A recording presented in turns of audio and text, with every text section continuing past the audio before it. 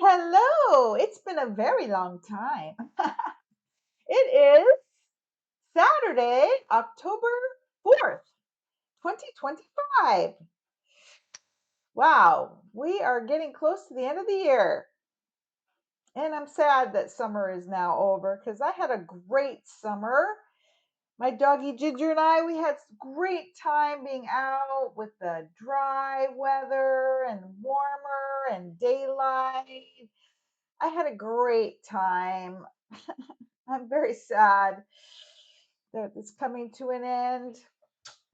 I've been working on my goals for the end of the year, this last quarter, and then starting to work on my next year's goals and planning a little bit. I bought some planners and calendars to start next year with because I like to think ahead and have something to have motivation and inspiration and focus and drive. And so finishing out this year, I am still running races. I'm still bodybuilding. I have a competition in 5 weeks today. My last competition of the year. This will be my fifth competition of the year. I'm very excited. I had a great year so far. So, a lot of people have been giving me, sending YouTube comments about um, my hysterectomy series video. And I'm really glad that people are watching and have found it so helpful. I'm really glad. It makes me feel really good that a lot of people have been watching that. And it's been helpful for so many people because I watched YouTube videos before mine and I got a lot of help from that. And so yeah, I know it's so scary. It's so scary. I did not want at all a hysterectomy. I had no idea I would ever get one. I did not want parts removed out of my body, but when I found out finally what my true condition was, called adenomyosis, where my uterus wall was too thick and it wasn't working correctly, and I was bleeding to death, really, and it wasn't stopping. I was, I think, 57 years old at the time. If you go back in the series, you'll find out. I don't know if I was 56 or 57, but it had gone on for a few years, and without me knowing why. And my first doctor, did not know why and did not bother to find out better why. But it was COVID, and she was stressed out, but she needed to consult with someone and she didn't. But anyway, when I finally found a good doctor and got a true diagnosis through a really good um, ultrasound, internal uterus ultrasound with very clear, modern, updated digital ultrasound, the radiologist who read it is the one that gave the diagnosis that I found from the notes. So my doctor suggested I get the hysterectomy because I had tried everything and nothing would work. And she was worried at that time. She's like, this isn't normal. Like, this should not be happening. You're not at the age this should be happening, and this is not. She was concerned it could be cancer, even though all the tests had come back negative for cancer, but she was concerned. And since I had had a previous um, treatment by the previous doctor, where they cauterized, burned the uterus wall, try to stop it from bleeding, which did not work. She was afraid the scarring, cover up cancer from that. So that was the wrong treatment at my age anyway. So anyway, I had tried everything at that point. And when I finally heard what it really was and finally got a clear picture, I was like, okay. But I was crying. I was crying the whole time she suggested that. So if you watch the series, I went ahead and had laparoscopically, but it turns out my uterus is too big. They found out last minute. and they couldn't do it that way, so they did um, taking it out along with my cervix. They left my ovaries. Um, it, so I am totally fine, y'all. I'm totally fine. I am now, I just turned 62 years old. This was when I was 57. I was on my 58th birthday right after procedure 4 years ago. I don't even know anymore because I am so totally fine and I am so grateful. So I wanted you guys have questions. How are you doing? I am great. I am so fantastic. I can't even believe it. Like it's great. Like I have great quality of living. I have no pain. I have no memory that it even happened because I am just living my life now without fear and anxiety and medical problems. Like I am fine. So they took the uterus out, so I no longer bleed. So and then when they did the pathology of the uterus, it was fine. There was no cancer whatsoever. So it was just the adenomyosis, the weird thickening of my uterus walls that caused the problem. I wasn't going to get any better. Nothing was going to help that. So it was the right procedure for me, and it worked fantastic. So that healing process that I documented on YouTube was intense, man. It was really. I had never been through a major surgery before, and I hope this is picking up everything okay. I've never been through a major surgery before, and it was intense recovering from major surgery. So I learned a lot that process, and I'm really grateful that I am so healthy generally because my recovery then was pretty good. I mean, it was a really up and down roller coaster, and it took a long time. I mean, I'm older, and so it took longer. Um, but at first it was super intense, and it was painful, but better and better and better. Every day was better. Every day I was able to do more, and I was able to go home within the first week from staying at my brother and sister-in-law's. I only stayed there a few days because it turns out I was better every day and I could do more and more. So when I got home, I took it easy. I just progressed. I focused on my recovery. You see in the series. So I had a follow-up 2 months or 3 months later. The doctor said, go ahead and get back to your everyday stuff. And I'm like, really? Are you sure? Because I was lifting weights and doing CrossFit and running. He goes, yeah, well, I didn't feel ready at that time completely. So I took it gently back. By 6 months, I was pretty much back to my normal lifting weights and everything. By a year, I was back. Like I had my energy back. I was healed up. I didn't have any recurring leftover pain or healing. Like I was healed completely by a year for sure. Not by 6 months, but by a year for sure. And yeah, at first it was really scary because I was unsure, was I still going to be ill? Like I was so anemic for so long, I was bleeding for so long. Was even well. I hear other people talk about this recovering from major illness. Like even if you get a diagnosis that you're all better, it's like, really? Are you sure? I wasn't quite sure. And I was kind of trying to figure out at first how to live life normally again because I had kind of stopped.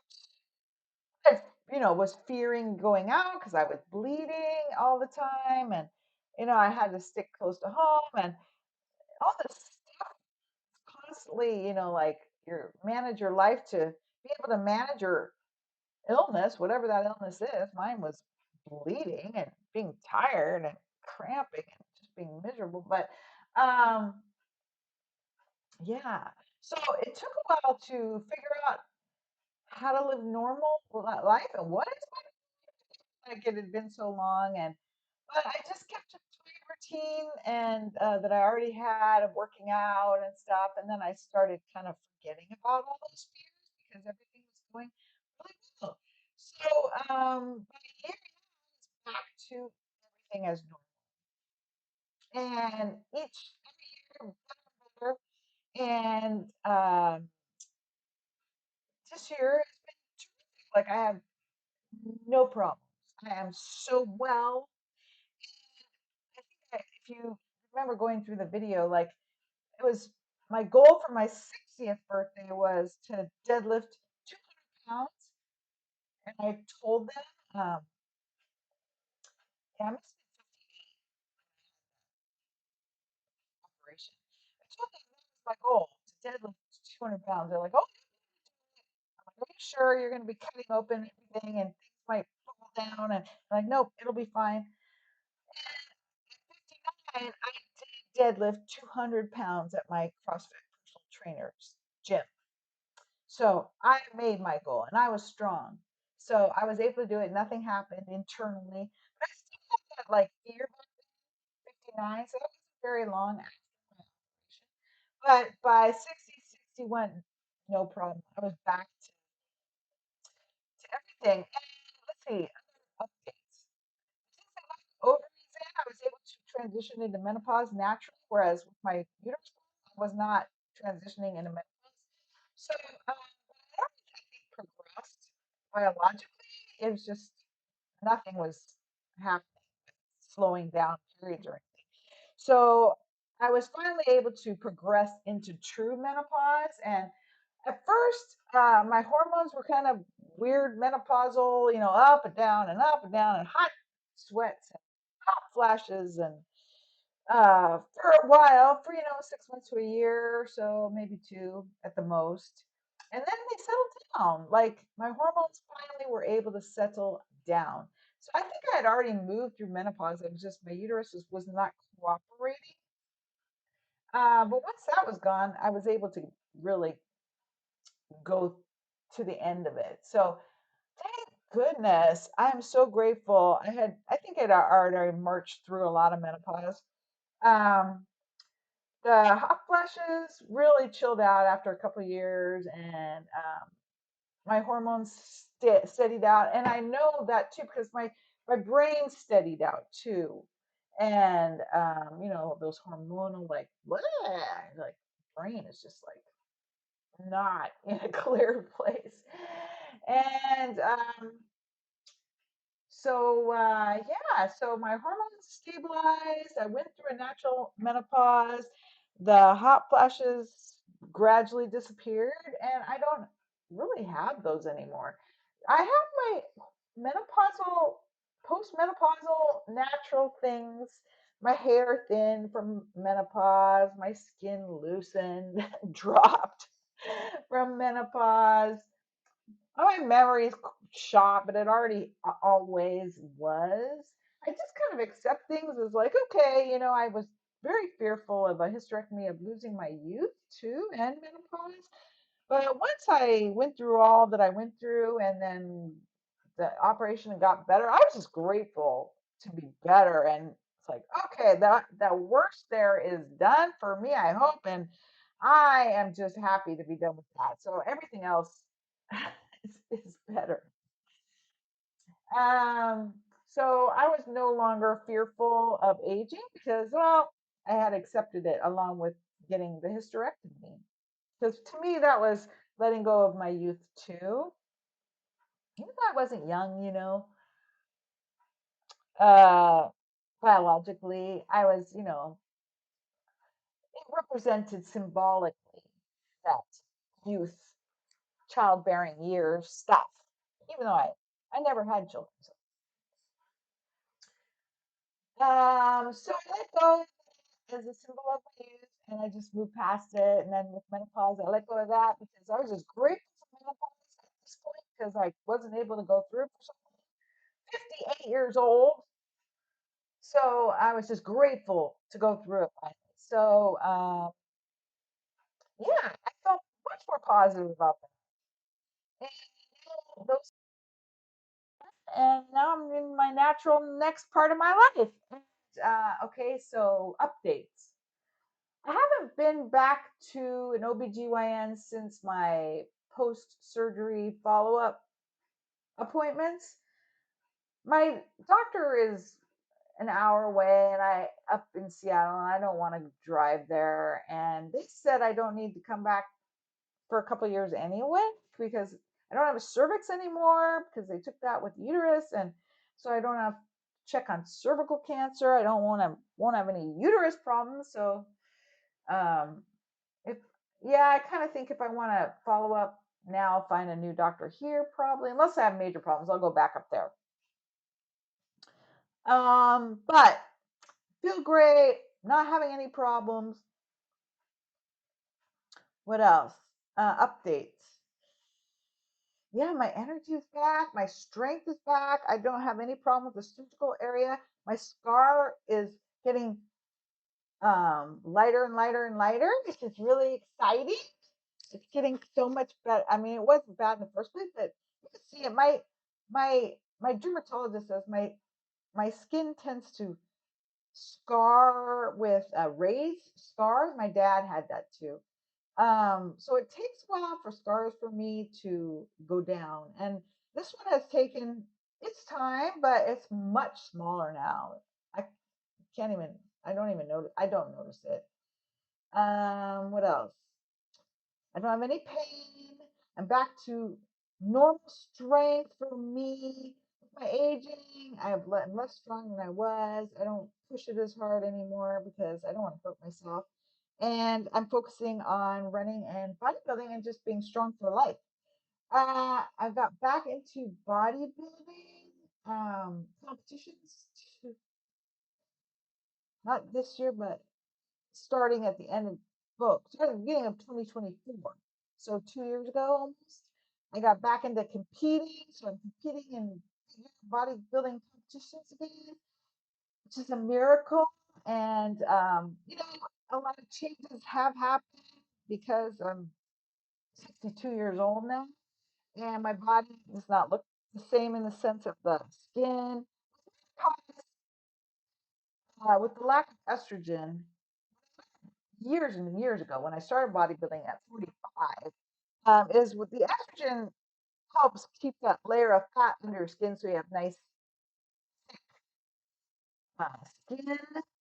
And now with less estrogen, my skin has thinned out, so it droops. And but good news is I can get much leaner than I could in my 40s. Premenopausal, I can get lean now where I couldn't in my 40s when I was premenopausal. So now I can get super lean, which I total benefit. Skin droopy, I don't look the same in those skin ways, and my muscles, I'm less strong than I was, but I'm stronger than most people. So I'm okay with that. And I still have muscles and body changes, but I like I said, hey, I am just grateful to be healthy now. So I'm really enjoying this and living this part of my next adventure. Uh, and I'm able to do more because I'm not anemic anymore. So everything's great. Yes, how are you doing? I'm doing fantastic. Don't even notice I had a hysterectomy. Uh, Everything is working perfect as far as I know. No pain, no problem. Oh, and if you watch my videos, the leg press machine where you sit and push the weight above you, like with your feet on the plate and then push it up. I wasn't able to do that after the hysterectomy, which used to be one of my favorite all time exercises because my legs are so strong. But after this hysterectomy, I get hurt, and it felt like I was injuring, re-injuring, too much pressure in that area. So I stopped. I decided to stop doing it, not even try. So I did stop for quite a long time, years. I started back doing leg press, starting light and just going lighter than much lighter than I used to. But and I can do it, no pain, no pressure, everything is back to fine. So I can do any of those things that I couldn't do when I was recovering. Everything's fine. I can squat, I can deadlift, I can leg press, I can run, I can mow my lawn, I can walk my doggy. So I'm glad you guys are commenting. Keep your comments, keep letting me know your fears, your questions, and how you're doing too. Um, I'm really grateful that I had the surgery after finding out what the condition was, and I'm so grateful it worked.